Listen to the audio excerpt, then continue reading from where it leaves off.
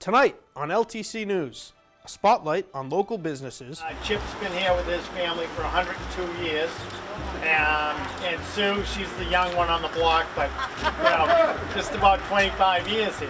A new retirement at the Lowell Police Department. It's not very often we get to retire one of our police dogs here, so I thought it was important that we have a little ceremony for a dog that's done a lot of great things in this city. And election insights from State Senator Ed Kennedy. It's just amazing to have such a huge turnout across the country and to have it be so close in so many states. And I think it just shows you just how divided we are as a country right now.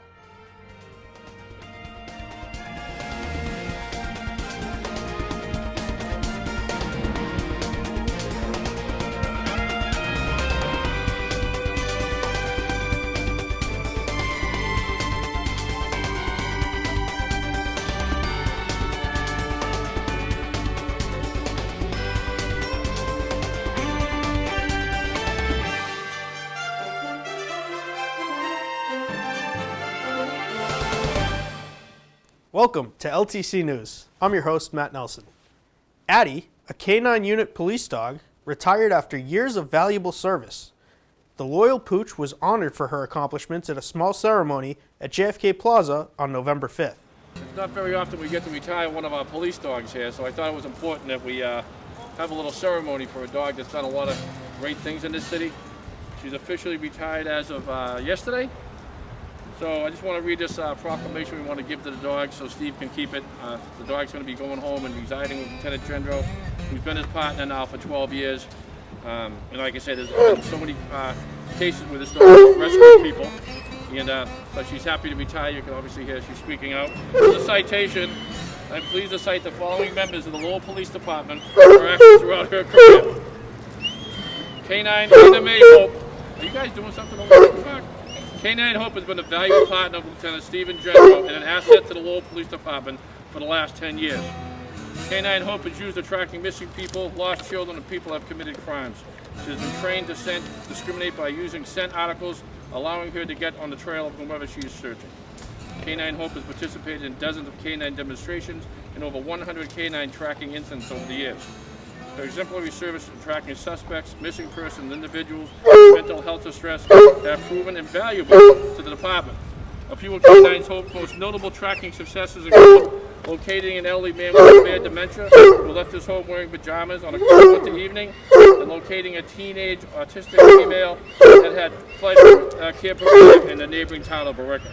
It's a great pleasure to recognize K-9 Hope and wish her the best of luck in retirement. Good luck. Steve, good luck. Chief, thank you very much. Appreciate it. Thank you. Good girl. The November 3rd national election was a nail-biter, although there were a few surprises here in Massachusetts. Our local pundit, State Senator Ed Kennedy, spoke with Wendy Blom, LTC Executive Director, about the election and his legislative priorities in the State House. Thank you so much for joining us, Senator Kennedy, to be our local pundit. I have to say that right now when we're taping this, it's Wednesday, November 4th, and we still don't know the results of the presidential election. Right. And, Wendy, I think it might be another day or two before we know for sure how things are going to go. But it's just amazing to have such a huge turnout across the country and to have it be so close in so many states. And I think it just shows you just how divided we are as a country right now. And that's something that whoever the new president is, that they really should try to deal with. I don't think it's a good thing, but that's the way it is. Yeah. Well, I have to say I was totally surprised because the 538 polls were so different. I think that's another thing, given what's happened this year with the polls and even in the previous election in 2016, I don't think anybody's going to trust the polls going forward anymore unless they're doing something wrong, and they're going to have to figure out how to do a poll in today, especially with, there are a lot of people that don't have landlines, so they've got his mobile phones and that's it. And I think that sometimes it's difficult to reach those people. And so I think that can skew the poll quite a bit. Okay, well, let's move on to Massachusetts since there's nothing we can really say about the national election yet. Were there any surprises to you in the Massachusetts elections? Not really. I mean, question one passed pretty easily in Massachusetts and actually in Lowell as well. But a lot of money, I think more than $50 million had been spent on that question, pretty evenly on both sides. Question two was surprising to me. I think that the proponents spent about $10 million, but the people who were opposed only spent $3,500, which is, not a lot of money. And so that it didn't prevail in Massachusetts, but it did pass just by a little bit in Lowell, which kind of surprised me. Maybe because Lowell was a little bit educated about what it is because it's been going through the selection process. I think that's it. I think that was what the problem was with that question, is some people didn't understand it. And then if you tried to explain it to them, once it got to be a little too complicated, they just were against it. It was easier to vote against it than to put in the time to try to understand it. Not a lot of big changes in the State House with this election. What are your priorities for the coming year? Well, I'm looking to have a pretty robust set of bills that I'll be filing in January to get going on. Some of them will be refiles of bills that didn't make it through during this session. And then some will be new initiatives on my part. So I'm looking forward to that. I think it's going to, my first term, part of my first term at least, is sort of a learning experience. But I think my second term, I just would like to have I'd like to have more bills this time than what I had last time. So basically for this session, which ends at the end of December, so less than 2 months, there are 5 major bills that are still in conference committee, and they've been in conference committee for quite some time. So I'm hoping that, those will all hit the floor at some time or another. We've got one on healthcare. There's the police reform bill. There is the transportation bond bill. I was able to get $100 million into that bill for the construction of a permanent bridge to replace the Rourke Bridge. I trust you to do the right thing there in the State House and help our community. So thank you so much for coming on LTC News, and I'm sure we'll see you again very soon, I hope. Yes. Okay, Wendy, thank you very much for having me. Have a good day. Keep your fingers crossed. On Saturday, October 31st, Lowell Mayor John Leahy issued laudatory citations to 3 long-standing businesses on Gorham Street: George's Delicatessen, Smith's Barbershop, and Lou's Granite. These family-owned businesses boast a combined total of almost 250 years of service. The oldest, Lou's Granite, started out on Gorham Street 102 years ago. The citations were presented at an intimate event attended by the families of the business owners, local media, and several members of the Lowell City Council. My mom and dad came up to Gorham Street in 1965 and bought this place here. They named it George's Deli. A couple years later, my uncle came along, Steve from Greece, and my uncle Angelo. And my father and Stevie worked side by side for 50 years together. And then me and my wife took it over. And 55 years now, we're going strong. Today we came to honor George's Delicatessen for Lou and Tara, and they insisted that we honor everybody. And once we did look into it, yes, Chip's been here with his family for 102 years, and Sue, she's the young one on the block, but just about 25 years here. It was a great honor for the mayor and the city councilors to give us the citation and the key to the city. It really meant a lot, and we were very excited and very happy, me, my wife, and my children. Be it here known to all that the City of Lowell, Commonwealth, Massachusetts hereby congratulates George's Delicatessen, known for their generous portions and freshly made sandwiches. Now, therefore, I, Mayor Leahy, hereby offer all the best to George's Delicatessen. The entire City of Lowell extends its best wishes by myself and the entire City Council. Thank you. COVID's been hard for everybody, but we're able to, have a lot of takeout orders, and people can come in now and sit half the table. So we're surviving, and we're doing okay. Here it be known to all, the City of Lowell in the Commonwealth of Massachusetts hereby congratulates Lou's Granite and its current owner, Adrian Chip Luz Jr., In their 102 years of business, they have aided thousands of families in memorializing their loved ones. Now, therefore, I, Mayor John Leahy, hereby wish the best to Chip, Luz, and Luz Granite. The entire city of Lowell extends its deepest appreciation.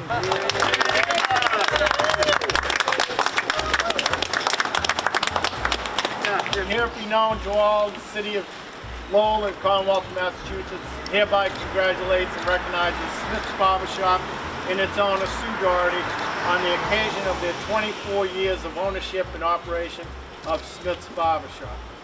The barbershop was originally opened and run by Russell Smith, who passed away after 67 years in business in the same location. Now, therefore, I, Mayor John Leahy, hereby wish all the best to Smith's Barbershop, the entire city of Lowell, and myself and the entire city council.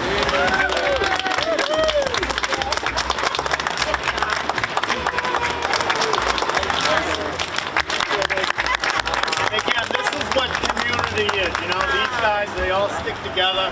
They do so much for the neighborhood and for the city, so we appreciate everything you do. In this week's edition of Sunspot, Lowell Sun Enterprise editor Chris Scott sits down with Stephen Geary.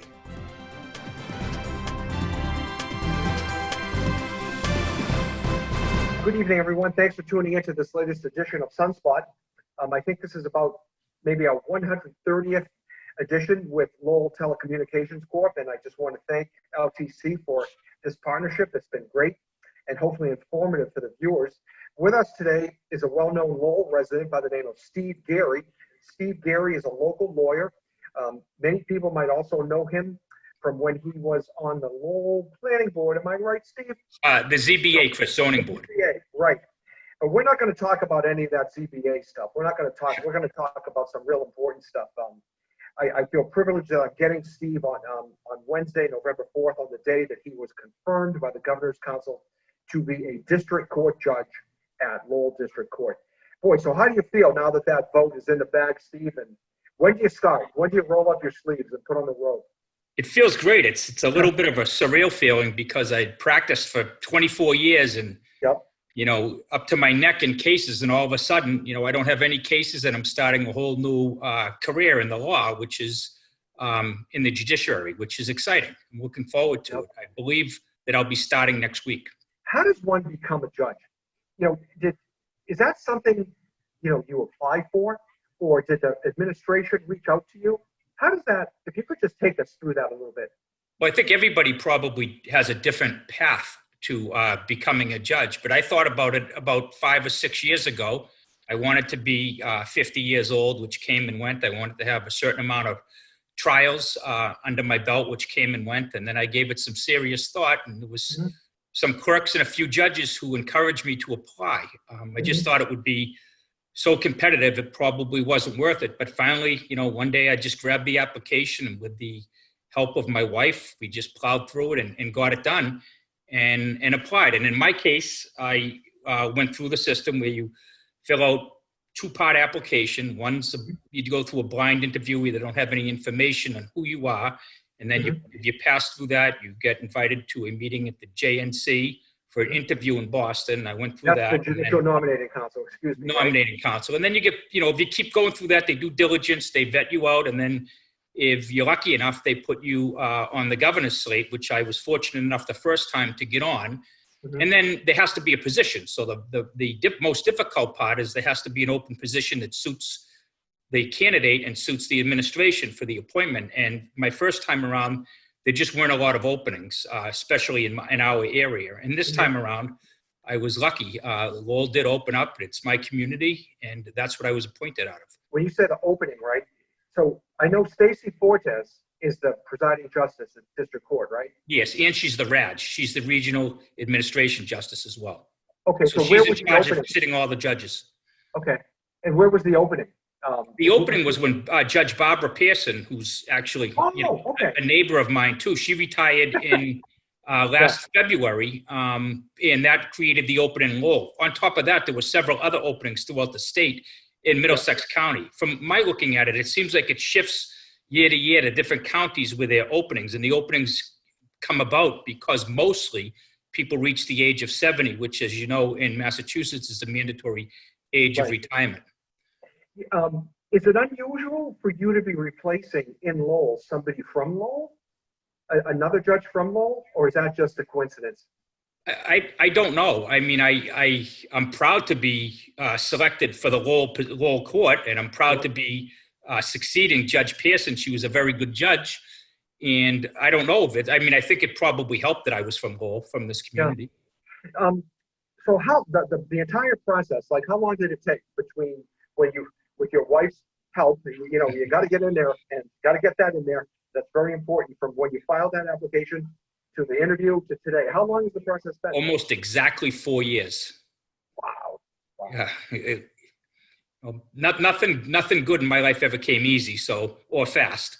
So it's worth it in the end. And, you know, if I didn't get it, it was a very interesting process too. So I would encourage others to apply. It's, you know, you have to be willing to accept the fact that it's a very competitive process and you may not ever get it, but it's definitely an interesting process and worthwhile. I learned a lot about how the selection of judges occur in Massachusetts, and it's a ton of information that you have to provide to them, and it's a ton of vetting, and you have to sign off on all kinds of things so they can vet you properly.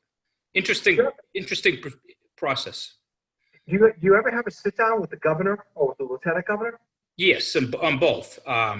You have to do that before you're selected. So I did with both Lieutenant Governor Polito and Governor Baker. They were very easy to talk to. Two good people. And you know, and they're two politicians that are very high on Lowell. You know, they visit the city a lot. When they come to the city, they commend the leaders and the partnership spirit. I think they're big boosters of Lowell. You know, both the governor and the lieutenant governor. You know, Steve, through the 4-year process, what stood out to you as the most interesting part of the process, or the most surprising part of the process? Any one little snippet that you can share with our viewers?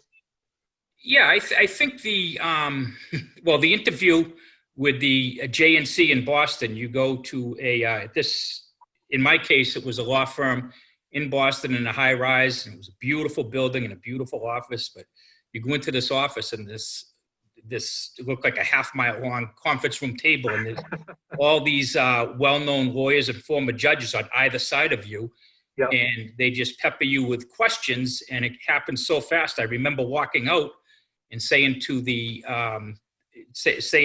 person who walked me back out of the building, "What just happened in there?" And she said, "That's exactly what everybody says." So I felt I had the same experience as most in that, but it was interesting, and they all were fair, very good people, asked very fair questions, and very respectful.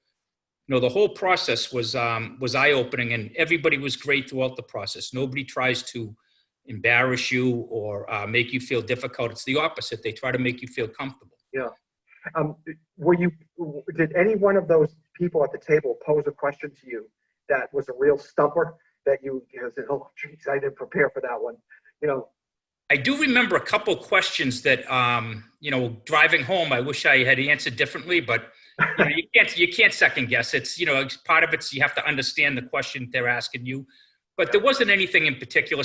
You know, they asked me mostly about criminal situations in a district court, and you know, I'm familiar with that, so I hopefully answered those, you know, the right way, or at least the way that I thought was proper. Right. You know, Steve, now that you're gonna be on the bench, you've been practicing law for decades. Could you share with our viewers a little bit about what and maybe my choice of wording isn't the best here, but your judicial philosophy, and how you should conduct yourself on the bench?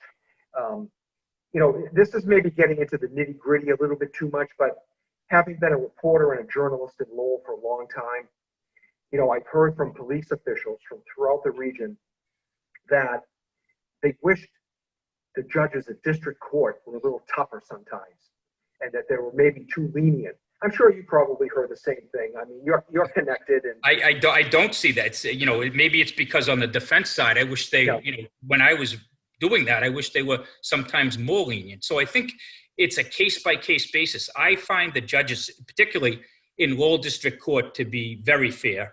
Mm-hmm. You can't conduct, it's such a busy court.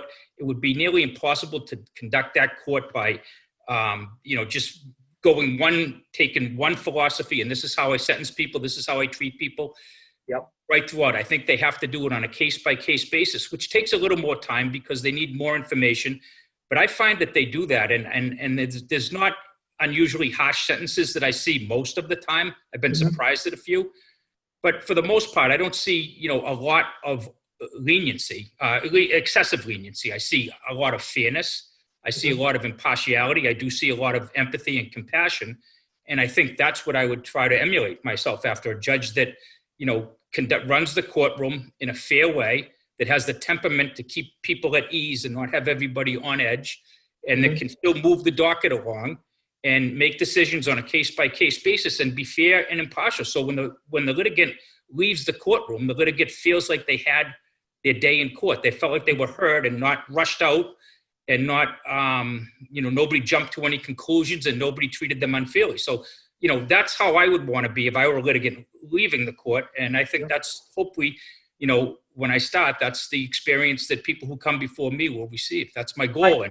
It's certainly an exciting time in Lowell with the district court on Hurd Street being closed now and, the new judicial center open. That must be very exciting. But taking the bench during this pandemic must also be a little bit maybe intimidating or uncertain. How do you connect? Can you connect the two? They almost seem like a disconnect. You got this brand new courthouse, but are they even doing trials there now? And regular arrangements? I've done 2 trials in the probate court in the new building on the 5th floor a couple of months ago. It was, we had masks on. It was hard to ask the questions. The judge had a mask on. The witness had a mask on. We were able to lower it briefly just to make sure that we could pick up the answer because everything's recorded. But it went fine. The district court is a well-oiled machine. They can handle anything that comes at them. And I think as a judge, I would just be, one component, no more important or less important than any other component in that machine. That's what happens. That's what happens with the district court. And just my observations over the last 24 years, the judge can't do his or her job without the clerk, the session clerk. The session clerk can't do their job without probation. Probation can't do their job without their other probation officers, the court officers, every person from, the person who's the facilities manager all the way to the judge and everybody in between, including the group that's downstairs doing the grunt work, pushing the paperwork every day, which is substantial. I mean, I'm amazed at the things that they can go through. Years ago, there was a flood at Lowell District Court, and they were able to get through all of that with the documents. Now they've been able to get through the pandemic. Not only the district court, but the probate court, the superior court, the housing court. It's a well-run court system, and I'm honored and humbled to be part of it. I can't wait. That's great. All right. Well, Steve, that's a good way to end it. It's been informative for me. Hopefully the viewers will find it the same way. I want to thank you for taking the time, and I wish you all the luck when you assume the bench next week. And to hear you say that, every case is a case-by-case basis, but one would assess with fairness and compassion. I don't think you could have said it any better. So I want to thank you for coming on to this latest edition of Sunspot. Thank you for tuning in, everyone. We'll be back in 2 more weeks with another guest. So have a good night and stay healthy. And that does it for this edition of LTC News. You can find us on LTC channels 8, 95, and 99, online at ltc.org, on Roku in the LTC News playlist, on Facebook at LTC Lowell, or on our YouTube page. I'm your host, Matt Nelson. Thanks for joining us.